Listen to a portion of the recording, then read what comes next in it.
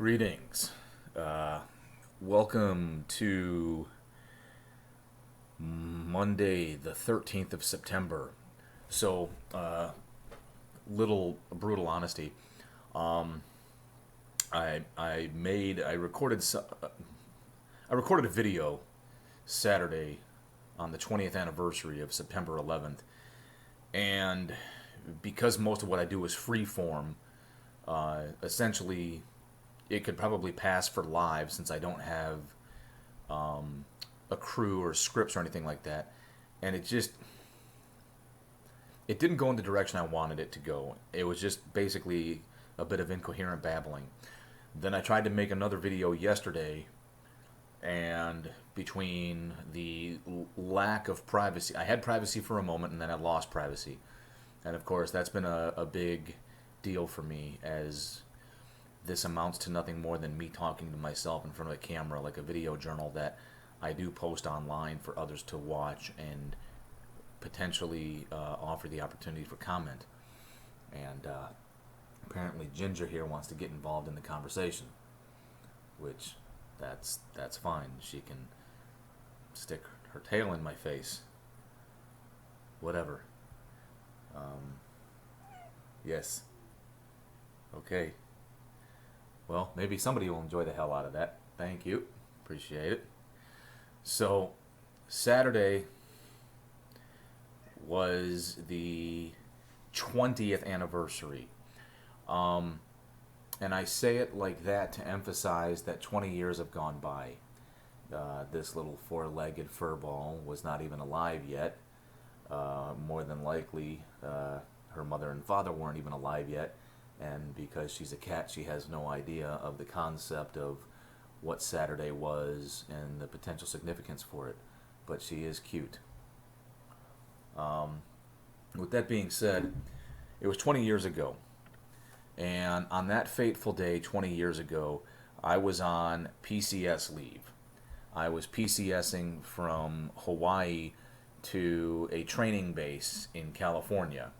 I'll leave specifics out for the purpose of maintaining some form of anonymity and respecting other people's privacy. I was staying with a friend in Stockton, California, and it was a little after 7 in the morning. The actual time I don't remember. You'd think I would, but I don't. My mother had called me because my mother had my friend's phone number, the landline, back when we still had landlines back then. And she had basically told me that the Pentagon had been bombed, because that's all she knew. So then I sprung out of bed while my friend was still getting ready for college, ran to the living room, turned on the news, and that's when we both, as well as my friend's roommate, became quickly informed of what exactly was happening. My friend and roommate would eventually go to school, only to be returned. And as the day would unfold, I remember talking to my mom routinely, asking if anybody had heard about Chris. My last name, Blackwell.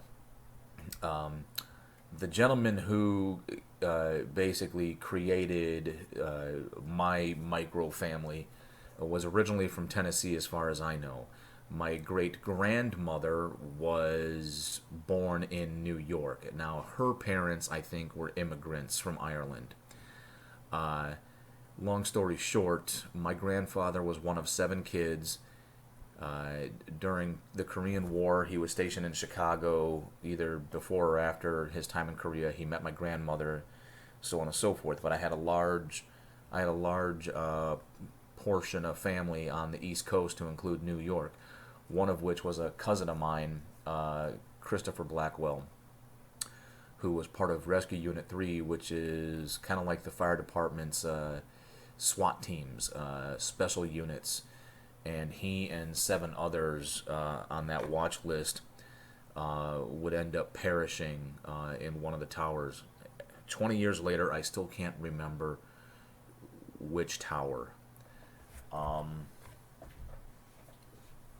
So our family was personally impacted by the events of 9/11. He had a wife and 3 children. They were all young, middle school, high school. None of them had graduated high school and reached adulthood yet. I think his son, I don't know if it was his youngest, but his son, Ryan, was all of about 12. You add 20 years, now that young boy is a full-grown man at the age of 32 who is also on the New York City Fire Department, carrying on with his dad's legacy. I don't know if he, as of yet, has made it to a rescue unit or whether he has made it to Rescue Unit 3. I don't know. But September 11th was a bit of a solemn occasion, and it strikes me as I'm filled with different emotions, and I apologize if this is longhand. So in advance, I'm going to apologize if this is a bit long-handed. I'm filled with a different array of emotions. It's 20 years later, and a lot of things can happen in 20 years. I've since then gone to combat 5 times. 3 to Iraq, twice to Afghanistan, and the first 3 combat deployments were all in Iraq. So I went to Iraq before I ever went to Afghanistan, which is supposedly where Osama bin Laden was hanging out at, and 9/11 is why we went to Afghanistan. So, as a result, I would end up doing 20 years in the Marine Corps. I would go to combat 5 times. I would eventually get married. I would have 3 kids. I would name my firstborn son his middle name after my cousin Chris. I would also lose that child due to the complications of his illness. I still have a daughter that's 16. I've got a son that's 13. Those are significant ages, and it's all happened under the umbrella of post 9/11 within the last 20 years. There are service members who were born after 9/11 who are reaching the end of their 4-year contracts.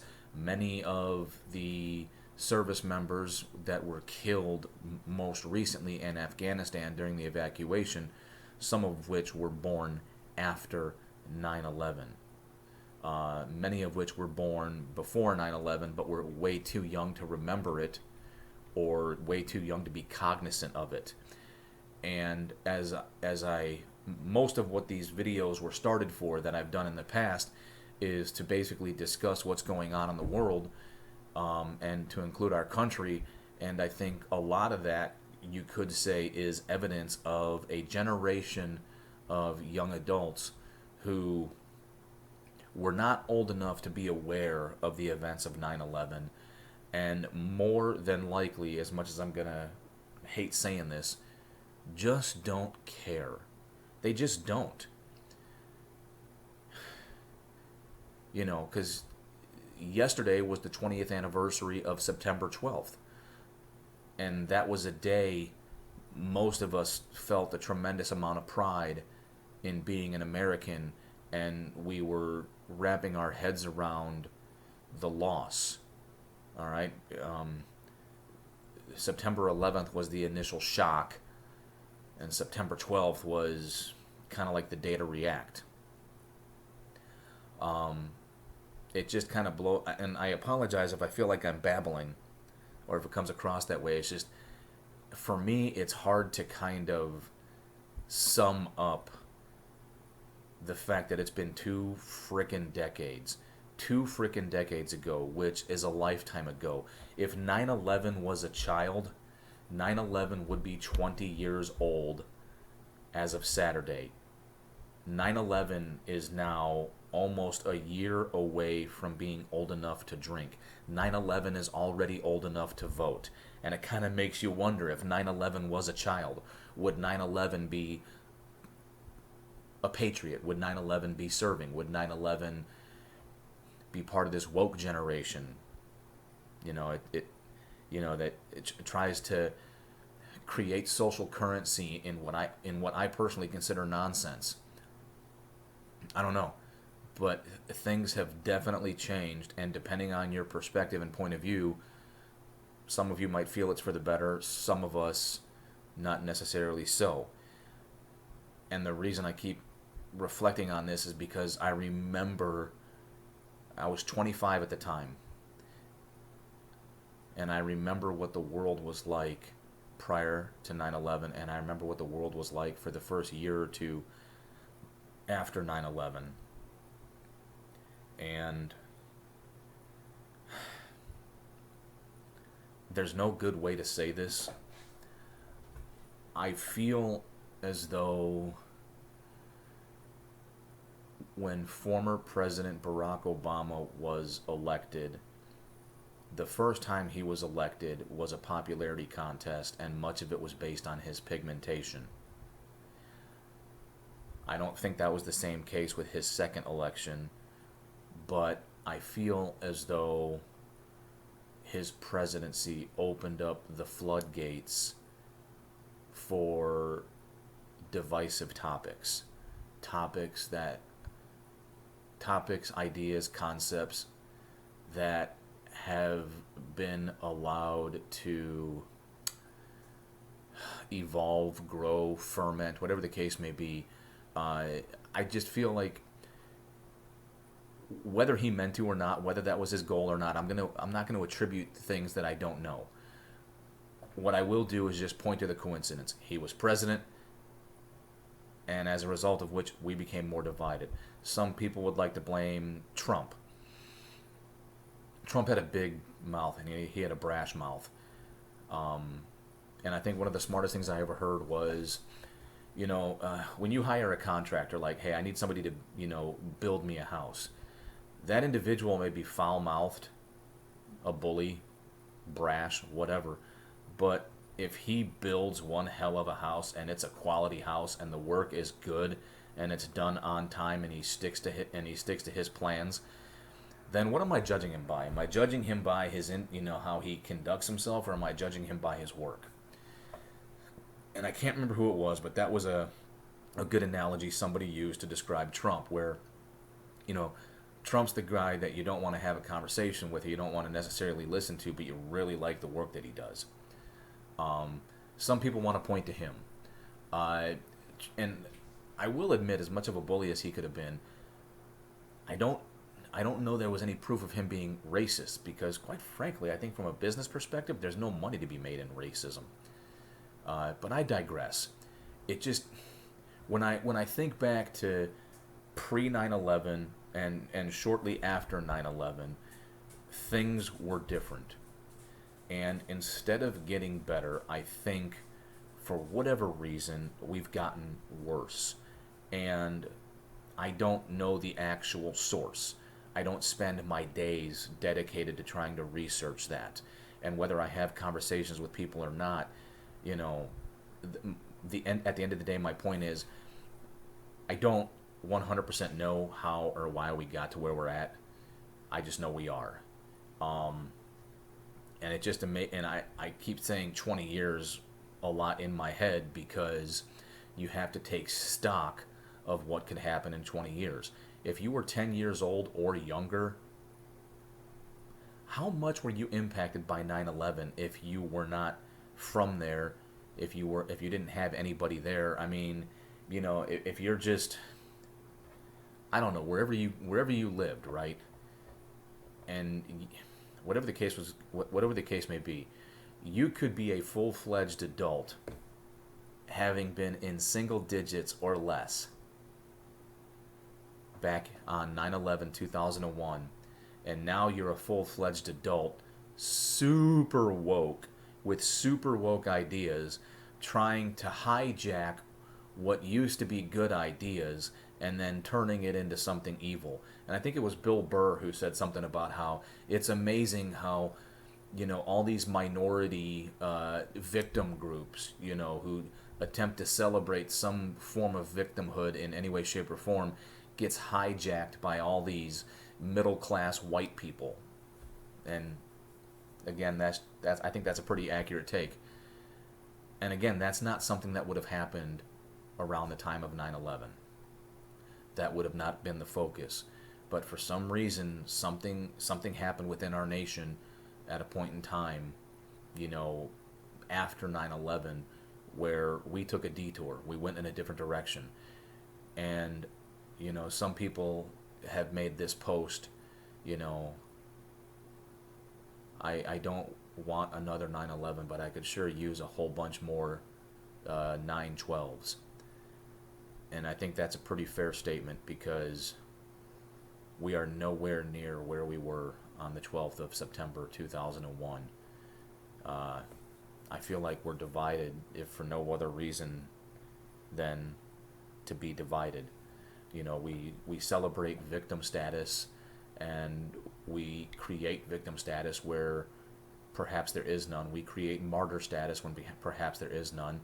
We're celebrating individuals who are essentially known criminals and have no business being celebrated, but we are. I can't wrap my head around it, but we are. Um, Whether or not we had a fair election or not, we have a bunch of people who, you know, are celebrating a guy who more than likely is not in control of his faculties, which is sad. Remove your personal feelings and watch him objectively, and it's hard to determine whether or not he's in control of his faculties. Not only that, but how many times he's been rather hypocritical, which brings me to some other topics. And I'm going to try to keep this as short as I can, but I'm pretty much going to go over 20 minutes. You look at what's going on recently. There's been a lot of talk about the whole abortion thing.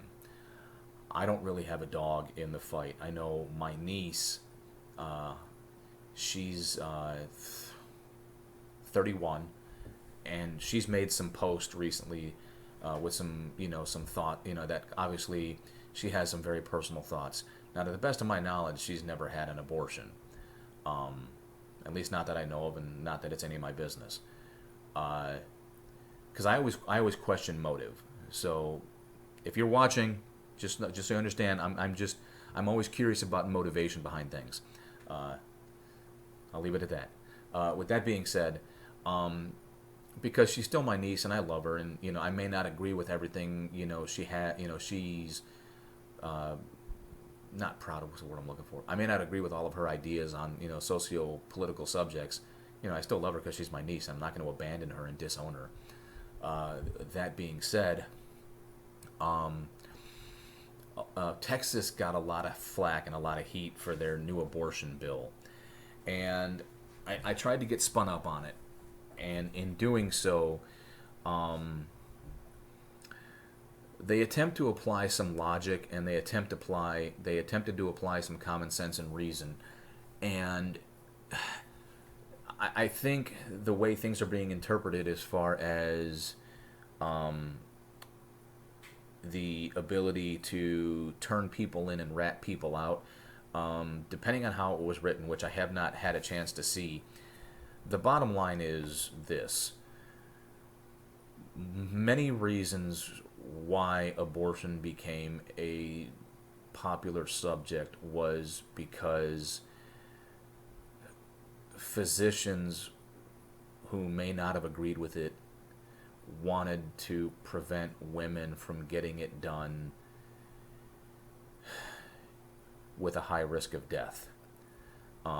Women who ultimately make the decision to commit to an abortion, when they were denied proper medical opportunities, they would go and look for other opportunities that in many cases would put themselves at risk. So it's my understanding that if I remember this correctly, certain physicians, regardless of their personal thoughts, maybe it's the Hippocratic Oath, they just wanted to prevent women from harming themselves, as well as potentially preventing them from destroying the capacity to have a child altogether, because they realized that no matter what, due to the circumstances, these women were hell-bent on doing it. Now, in the case of Texas, I think Texas has not ruled out anything like incest, rape, any potentially adverse condition where, even people with relative common sense, except for maybe the hyper-faithful, and again, if that offends you, I apologize. I don't care. I'm tired of trying to tiptoe around issues. if there's a risk to the child or the mother, or if the child was conceived by ill-gotten means. Texas isn't trying to, eliminate that. And I think, if I understood correctly, one of the things Texas is trying to do is, first and foremost, prevent what Virginia did. Virginia literally has a provision where the mother can give birth to the child. So the child is now alive, and it's being kept alive while the mother decides yes or no. We're not talking health. We're not talking the child was born with some horrific condition. All right, we're not talking the child has now been born and has been diagnosed with a medical condition. We're talking in the state of Virginia. The child can be born and the mother can be like, well, can you show me what it might look like all grown? Whatever the case may be, I don't know. But then they'll call it a late-term abortion. As far as I know, that's called fucking murder. That's murder. Okay? And I without seeing it on paper, I think what Texas is attempting to do is set a limit. Now, they may have set the 6-week limit, which, prospectively speaking, may be a bit absurd. Okay? I don't menstruate. And according to AOC, I'm not a menstruating person. So, biology 101 and stuff, and big buggy eyes, and, I went to school for this. Actually, I didn't go to school for this at all. I still love her tenacity. I just hate her politics. I don't menstruate, so therefore I can't comment on 4 to 6 weeks. I think the undertone of that was, excuse me, at a certain point in time, without health risks, without other mitigating factors, if it's literally just coming down to a decision, like, should I, shouldn't I, should I, shouldn't I? At a certain point in time, if you wait too long, Texas is saying it's no longer a clump of cells. It now has arms, legs, a heartbeat, and not the misconstrued heartbeat that I've heard so much about. Where no, it's not a heartbeat. It's the interaction of cells. Like I make beer, so beer can also make noise with active fermentation. No, when you're talking about how if you can extract the item, the fetus, it will look like a small person. I think Texas is attempting to say there's a certain period of time where you have an opportunity after knowing you're pregnant, without any kind of medical complications, to make a decision. And if you breach that amount of time, okay, and again, not to use comedic references, but I was watching Dave Landau on the Louder with Crowder show, and he's like, yes, no, yes, no, yes, no, and now you're 8 months pregnant, and it's like, you kind of missed your window there. In which case, the only other thing I would say is, if it wasn't so goddamn difficult for Americans to adopt American children, I'd say maybe the adoption process would be good.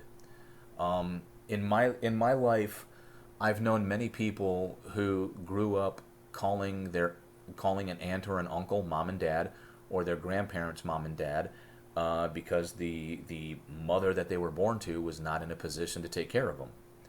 I've known more than one case of that. It just is what it is. So it's not that the world is without options. But to make an argument about it is what I find a bit preposterous.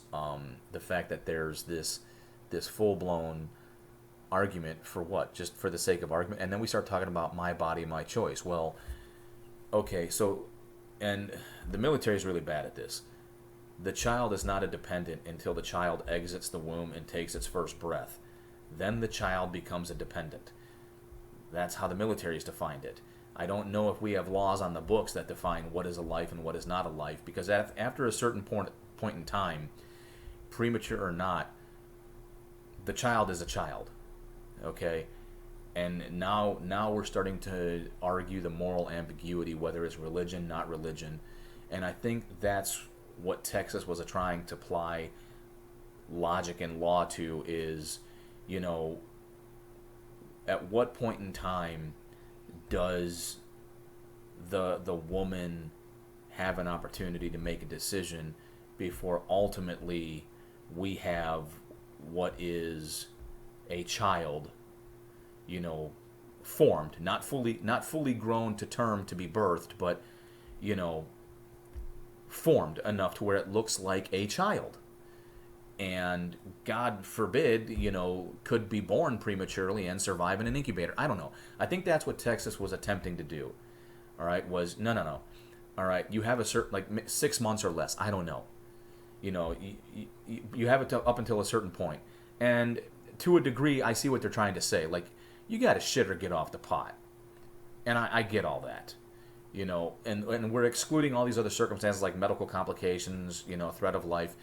And my niece also posted something else about why is it a man won't go to jail or whatever, or this, that, or the other. And there is some good stuff in that post, even though it was hyper-focused on some really anti-man, you know, penis-hating feminism.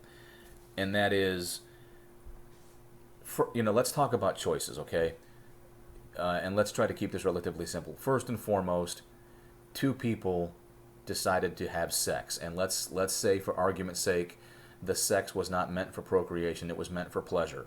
Okay, so there's a woman who has the risk of becoming pregnant and subsequently carrying a child to term, and there's a man. The two of them consensually came together, and let's say for pleasure, and they didn't take necessary precautions to stop pregnancy. But Dan, you know, that's not always 100% effective. I understand. I'm saying they didn't take any precautions. Some people like to use the term bareback, raw, whatever. Don't care. Fucking move on. My point remains the same. She didn't take precautions, whether it's the birth control pill, a diaphragm, spermicidal gel. He didn't take precautions in the form of a condom, up to include spermicidal lube. And they still said, fuck it, and threw caution to the wind and had consensual sex that resulted in a pregnancy. Again, now we started to get into some weird territory, because are they in a relationship? Are they in a long-term relationship? God fucking, are they husband and wife? What are the circumstances? Because you're removing all choice from this guy, all right? The man involved. You're removing all choice. And the only logical argument I've heard that I can get behind is, yeah, well, he doesn't have to carry the child to term. He doesn't have to carry the child to term, you know, get the appropriate clothing to carry the child, and then he doesn't have to suffer through child labor. That's fair. I cannot argue that. I do not know what it is like to carry a child to term, nor will I ever know, because I'm a fucking man. I was born with testicles and a penis. All right? I don't ovulate. I don't menstruate. I don't fucking, whatever the fuck, generate milk. All right? That's just basic biology 101, you know, AOC biology 101. So, for that matter, yes, I don't understand all that. But I've got a point to this, trust me. So, leaving it up to one person, I don't know. I don't know how to argue that point, because, you know, if it was a hit it and quit it and he's out of the picture, okay, then he doesn't get a say-so. Or does he? I don't know. If it was a long-term relationship, does he still get a say-so? I don't know, because he's not carrying it to term. You know, if they're married, does he get a say-so? I don't know. This is where we differ in opinion, okay? And this isn't, and that's where, you know, I hear this, oh, it's just men trying to control women's bodies. Tangent. If it's male lawmakers you're referring to, as in identifies as a he, she, identifies as a he, him, dresses as a he, him, is married to a woman,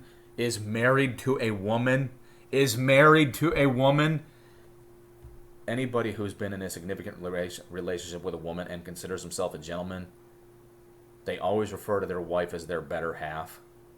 Trust me, these male lawmakers you're referring to that are attempting to control women's bodies, there's a wife at home bending the crap out of his ear. So don't get it twisted. If you're trying to yell at men, stop. Yell at the wife at home telling Mr. Male Politician. And let's not forget, there's female politicians who are also voting that way. Tangent is over. We're back. Okay. So, this whole my body, my choice, I really don't know how to argue it, so I just choose not to, because the only thing that I could think of when it comes to my body is the woman is the one who has to carry the child to term, because it's, it's a massive gift and a massive responsibility that a woman, only a woman can carry a life and give life and nurture life. So, leaving the man out of it, I don't know, because I've never been in that predicament.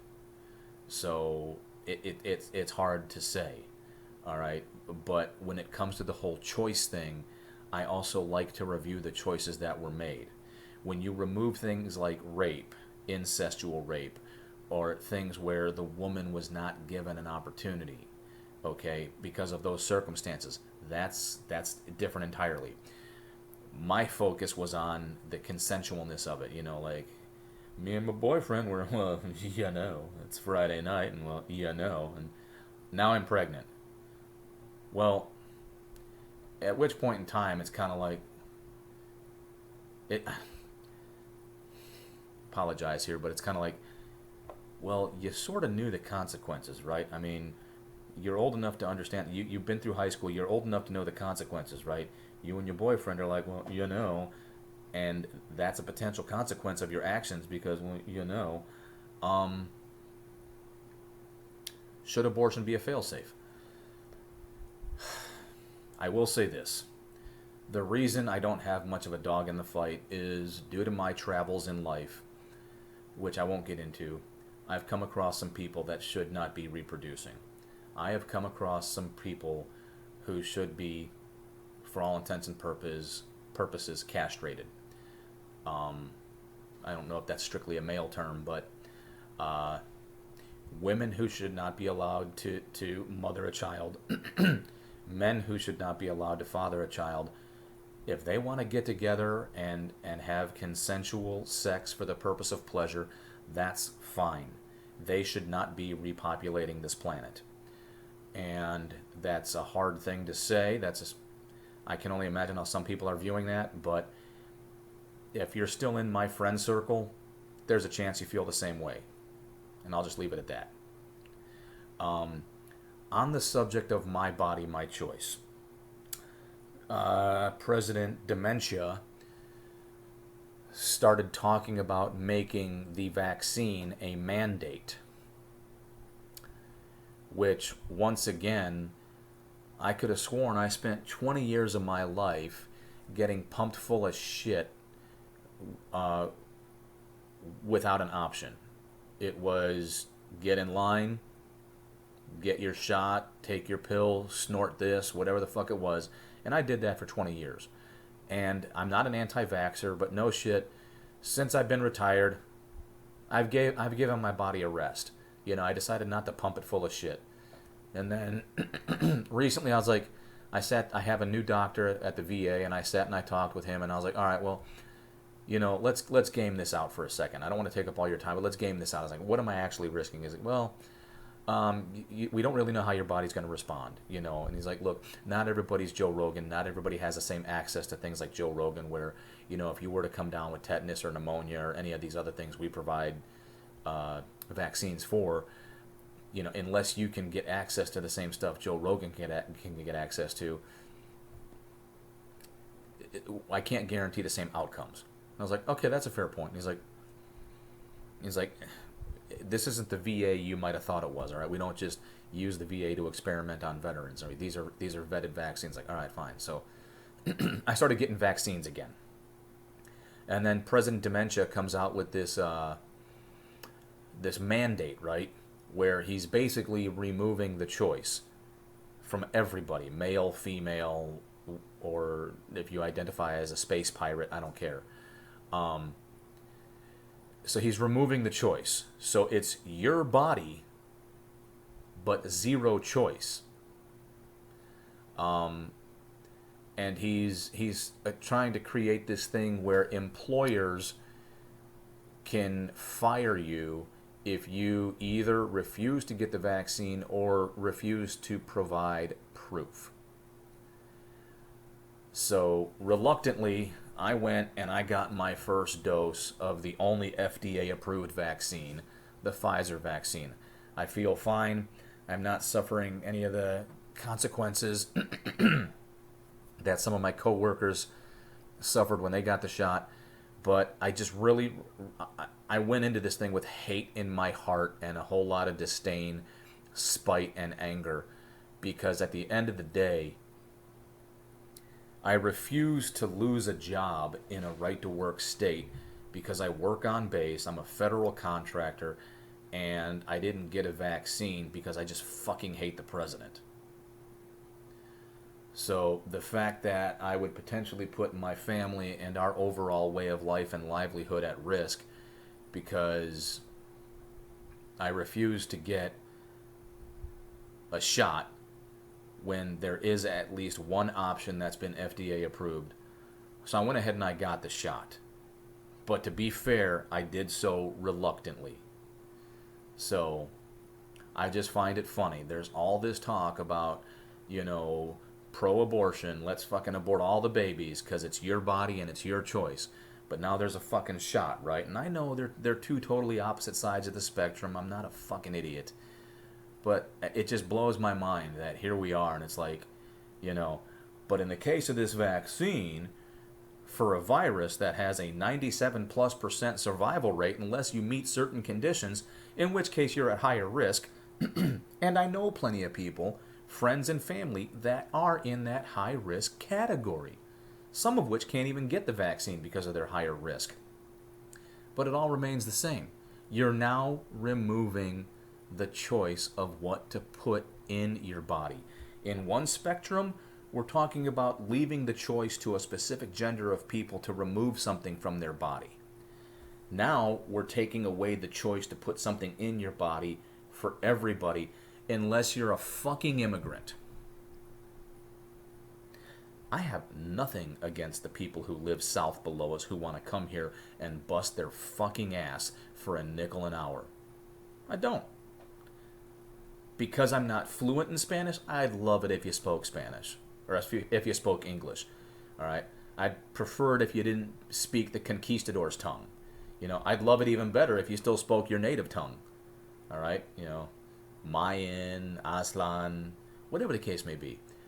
But, it is, I don't, I'm kind of against, catering to Spanish speaking, when in Rome. But other than that, I admire the fucking work ethic, and all of that shit. But I also find it awfully hypocritical that, the buffet of benefits, that's being lauded out for these immigrants, legal or illegal, specifically the illegal ones. And the vaccine's an option. But I'm about as white as fucking Wonder Bread here, born and raised in the United States, and I don't get a fucking choice unless I want to lose my job. So, yeah. Welcome to 20 years later. That's how progressive we are after 9/11. That's the level of patriotism in this country. We've got a president who's not in control of his faculties, and he wants to mandate you put something in your body versus making it a choice because it's got a 97+% survival rate. I digress. But if you've come this far, I applaud you. I don't normally like to make them this long, but I felt like I had a lot to discuss. If you came this far, God bless. Leave a comment, hit like. I'd prefer that you get involved, and whether you contact me in person, whether Facebook Messenger, Instagram, Facebook, period, leave a comment on YouTube, whatever the case may be, and let's have a discussion about these topics, because otherwise, we're in the same boat. You're in your social media echo chambers, or you're in your little social echo chamber groups. No, let's get together and talk. All right? I already know that I got family and some friends that I don't agree with on everything, but, I'm not going to abandon them. So there you go.